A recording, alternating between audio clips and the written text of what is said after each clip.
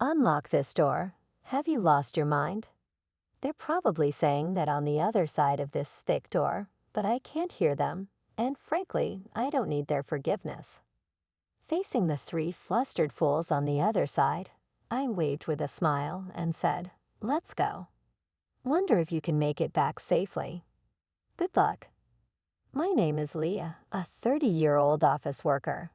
I'm newly married, having been with Henry for just a year, and we don't have kids yet. Back when I was single, my hobby was taking day trips using the train on my days off. Friends would ask, "Don't you get lonely traveling alone?" But I found it surprisingly pleasant to move at my own pace without a fixed schedule. There was a bit of loneliness, but the fun outweighed it. I have a favorite travel magazine, and sometimes I plan trips based on it. As I went about my days, I noticed something odd. Wasn't that the same guy I saw last week? It seemed coincidental, but after the third time, I might have thought it was fate if I were romantic. Instead, I just felt a bit scared, but it turned out he felt the same. I'm sorry if I'm mistaken, but didn't we meet last week and the week before at completely different places? He asked with a slightly scared look. Wait, do you think I'm following you? To clear up the misunderstanding, I opened my travel magazine and confidently said, "I'm just traveling based on this magazine." Surprised, he responded, "Me too," and opened the same magazine, smiling happily. That's how I met my husband, Henry. He turned out to be a really interesting guy. Being cautious by nature, I always end up carrying a lot of stuff. But he said, "I always travel light, so I can move easily." Nowadays, with cashless payments, you hardly need cash. A mobile phone is enough. He laughed joyfully. Talking with someone with such different values was very stimulating. We hit it off discussing our favorite travel destinations and exchanged contacts. Though we both liked solo trips, we started going out together more often. Surprisingly, I enjoyed sharing memories with someone else, and I found that local food tastes even better when shared. One day, after about 6 months, Henry asked me to go out. I didn't feel bad at all. In fact, I felt the same way and remember being very happy. We decided to get married 6 months into our relationship. I thought our happy newlywed life was just beginning, but my expectations quickly shattered due to Henry's parents, Jack and Aaliyah. Their house is about a 30-minute drive from ours. They are still in their 50s, with Aaliyah working part-time and both of them employed. Initially, they used to visit our house, but lately we've managed to maintain a reasonable distance. However, an incident occurred that disrupted this balance.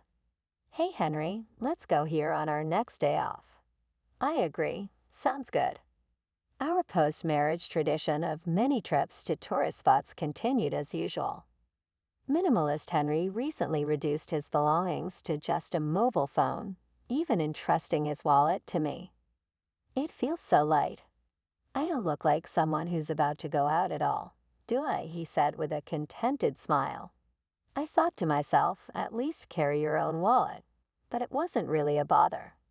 It was an ordinary conversation, but that day was different. "Oh, by the way, Dad and Mom's wedding anniversary is coming up soon. How about we invite my parents on our next trip?" Henry's sudden suggestion made me tense up. Of course, there was a reason for that, but I couldn't just say no, so I responded, "Yeah, that sounds good." We haven't seen Aaliyah and Jack recently anyway. Unaware of my slightly strained face, Henry didn't notice a thing. The next day, they were really looking forward to it. When I called, Henry told me, "I guess I have to give it my best shot." So I steeled myself. Honestly, I'm not comfortable around my parents-in-law.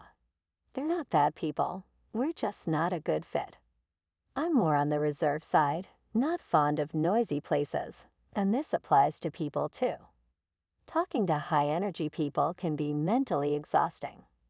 Speaking of my parents-in-law, they are incredibly cheerful. When I first met them, their exuberance overwhelmed me. Nice to meet you. I'm Henry's mom, and I'm the dad, they announced loudly, like comedians, making me stiffen up involuntarily. That time, the four of us, including Henry and his parents, went out to eat, and they chose the restaurant. I wondered if it was their favorite place, but when we got there, it was an all-you-can-eat buffet. Meeting their son's girlfriend for the first time at such a casual place made me laugh. We're so nervous today. We haven't eaten anything since morning. Aliyah, who didn't seem nervous at all, said cheerfully to me. That's right, that's right. Plus we have to get our money's worth. The true reason for skipping breakfast was quickly revealed by Jack. Their loud voices attracted quiet laughter from nearby tables. Embarrassed by then and wanting to go home, I looked sideways, thinking Henry must feel the same. I was surprised to find he wasn't there. He had gone to get food. Not to be outdone, the parents-in-law also got up, piling their plates with food. Are they planning to hibernate after eating so much? Can I really become part of this family? I managed only a forced smile at their overwhelming presence. I barely ate that day. Nervous as I was, feeling uncertain about the future with Henry, I was touched when they said at parting, "What a wonderful girlfriend Henry has." He may be awkward, but please take care of Henry from now on, Lee. I was simply happy to hear that. I loved him too and thought the parents-in-law weren't bad at heart. So when Henry proposed a few months later, I faced no hesitation. But it turns out I'm not adept at judging people. At our wedding, the bride and groom's parents, my parents-in-law, completely disregarded the ceremony and focused solely on eating, leaving my own parents utterly disillusioned. Henry has a brother, Jonathan, who seemed to be the only sensible one. I'm sorry my parents showed such an embarrassing side. It's really shameful. Jonathan came to greet us politely. As I heard from my parents, Jonathan, who lives alone, seems to have a strained relationship with his parents. It appears the feeling is mutual, as they once complained, "That boy is always so noisy with his complaints." Just the other day, he bragged about buying several eggs when it was limited to one per person, and I scolded him for it. Seemingly annoyed, he replied, "Don't you feel guilty about benefiting yourself at the expense of others?" Hearing this story, I thought to myself, isn't that a fair point? What's wrong with that? I honestly felt that way when the parents-in-law came to visit our new home. They arrived empty-handed, which wasn't a problem, but then they started rummaging through our shelves, exclaiming, "Isn't this the snack they're advertising on TV? I've been wanting to try it. Oh, and this one too." They foraged through my hidden snacks like they were on a treasure hunt, even though I bought those snacks. Henry, without any malice, said, "If you want them, take them home." That's fine, right, Lee? I wanted to smack him right then and there. All I could do was respond with a forced smile. I had a suspicion, but it was clear now. The parents-in-law were moochers. I want this, I want that, give me, give me. In the early days of our marriage, they came over every week, sensing an opportunity. I was almost driven to neurosis. Hey, don't you think there's something off about Aliyah and Jack? They're kind of annoying. My anger exploded, and I ended up fighting with Henry. Despite how angry I was, Henry looked puzzled and said, "No, not really." Is it that strange? They've been like that since I was a kid. Don't worry about it, he said, patting my shoulder lightly, which made me furious. Are you kidding me? If this keeps up, I'll divorce you. Just do whatever you want. My raised voice seemed to alarm Henry, and he quickly put an end to the parents-in-law's invasions. I don't know what Henry said to them, but since then, we've been living peacefully. However, the thought of traveling with the parents-in-law naturally made me anxious. On the day of the trip, I was taken aback to see them waiting. It's been a while. I heard you've been busy with work. Must be tough, Aliyah spoke to me, but I was far from calm. The reason lay in the appearance of the parents-in-law. Aaliyah and Jack, where's your luggage? Looking closely, Aaliyah and Jack had brought nothing with them. Even for a day trip, isn't it normal to bring at least a bag? We wanted to be ready to move quickly, and I have a sore shoulder. Their response echoed something I'd heard before and was baffling. The rest of the trip went as badly as I feared. It was soon revealed that the parents-in-law had forgotten their wallets. Feigning ignorance, they said, "That's strange, isn't it?" Watching them play dumb, I thought maybe it's better to just call off this trip or even cancel it. Unfortunately, my feelings weren't understood. Henry, looking exasperated, said again, "My folks have always been like this. I'll cover for them, but make sure they pay me back." It seemed the trip would continue. As the parents-in-law laughed and apologized, all I felt was disgusted. Even after we arrived at our destination, the parents-in-law's rudeness didn't stop. They complained to the store staff, "Isn't there any free tasting?" Wow, stingy. Huh. When I was feeling thirsty, I bought a drink and hadn't even taken a sip yet when Aaliyah said, "Can I have a sip of that? I'm thirsty too." I can't believe I forgot my wallet. While I forced a smile, Henry intervened, "Stop it, it's embarrassing. Look, I'll buy you one."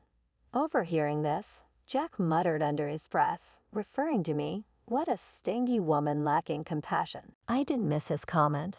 "I could say the same to you." I should have left at that point, but I was a bit stubborn. A similar incident happened twice more afterward. Apparently, the first trip was so enjoyable that Aaliyah contacted Henry for another. When I saw them on the station platform, I couldn't help but feel chills.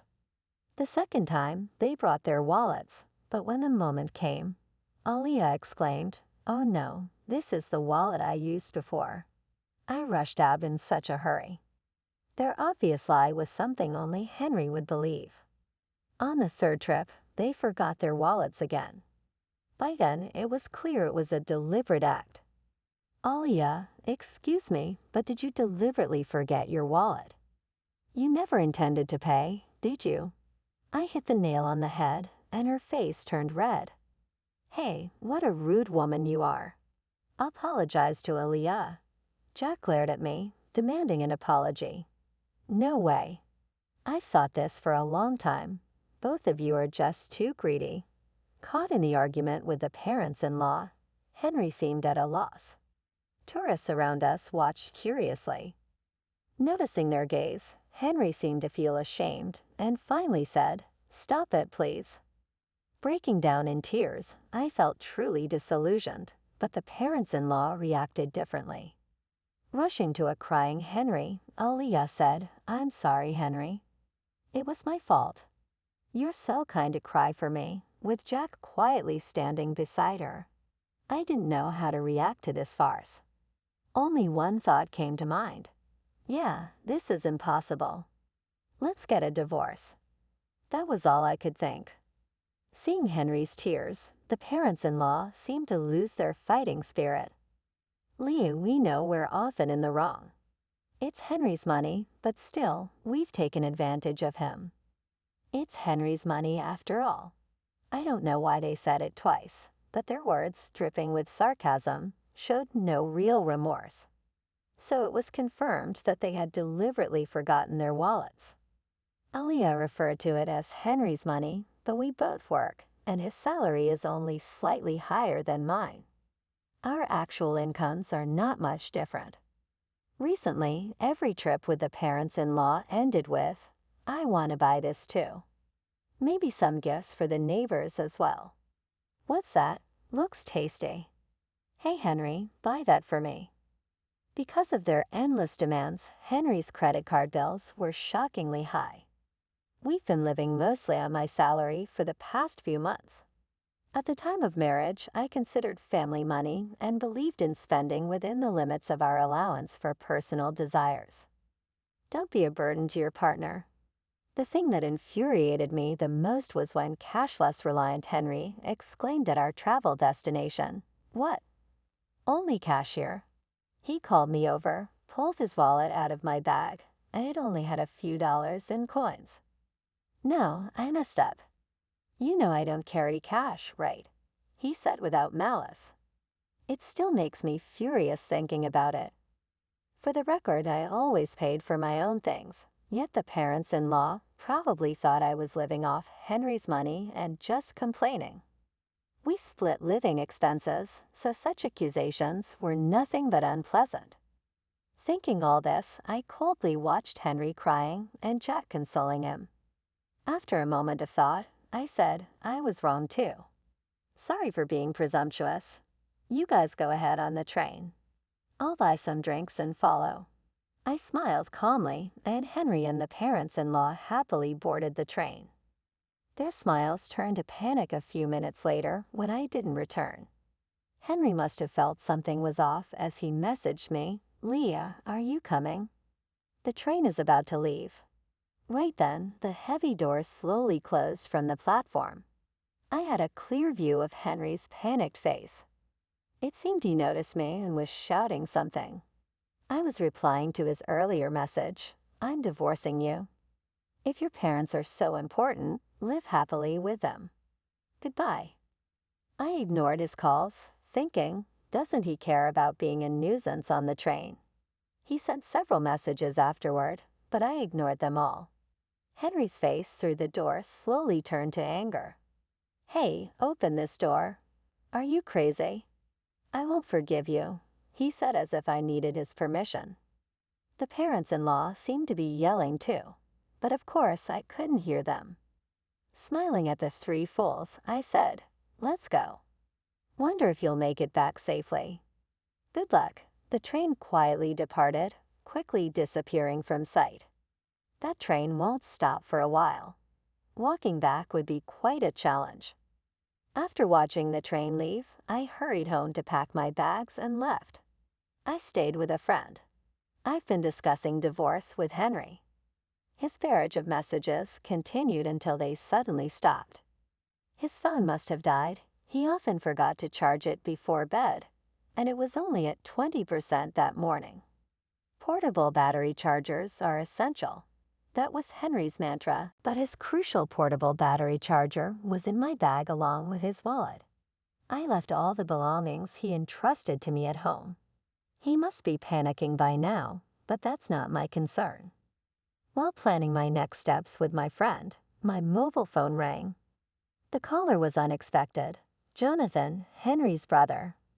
"Leah, I'm sorry. Did something happen?"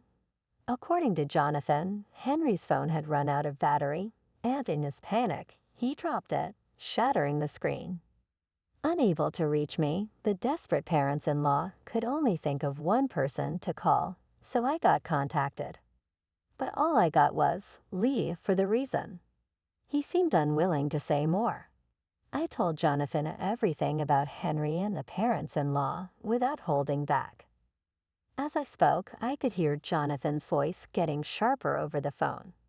From the other end, Jonathan said, "Lee's making a fool of us. Tell her off."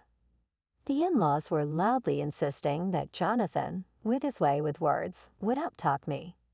After I finished explaining, Jonathan snapped, "Hey, you scoundrel. Are you stupid?" I had heard from Aaliyah that when Jonathan gets really angry, he becomes intimidating with a high-handed tone. Since Jonathan only speaks sense, Henry and the parents-in-law can't retort when he gets like that. I could hear the in-laws arguing in the background, but I quietly hung up the phone. Henry was not content with the divorce, but after I conveyed through a lawyer that I wanted to divorce without any further contact, he reluctantly agreed. Agreed, accompanied by Jonathan. Later, Jonathan told me that the parents-in-law had always been terrible moochers, disliked by neighbors and even school associates. When Henry returned to the ex-in-law's house, he quickly became the talk of the neighborhood, and now all three hardly ever go out.